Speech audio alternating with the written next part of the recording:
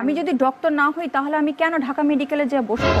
কেন আমি fashion TikTok করার জন্য আমি ঢাকা মেডিকেলে কেন যাব? কি হয়েছিল রোগীটার? তার হচ্ছে ব্রেন স্টোমার হয়েছে। ব্রেন ব্রেন স্টোমার করছে। ব্রেন টিউমার না, ব্রেন স্ট্রোক। Brain stroke. আমি যতটুকু জানি যে আপনি তো একজন এসএসসি পাস। না, এটা সম্পূর্ণ ফেক। আমি এসএসসি পাশ করে আমি কিভাবে ডক্টর হই? আর ডক্টর হতে গেলেও হচ্ছে অনেক পড়ালেখা করতে হয়।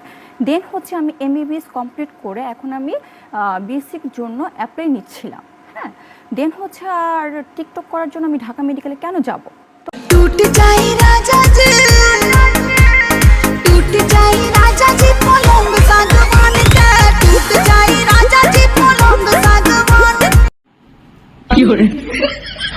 তো আইসিইউ তো সাধারণত আমরা জানি যে সেখানে খুব সিরিয়াস রোগীরা যায়, একটা মৃত্যুখানা। সেখানে আপনি ডক্টর হয়ে সেখানে টিকটক করছেন, আপনি কি আদৌ ডক্টর?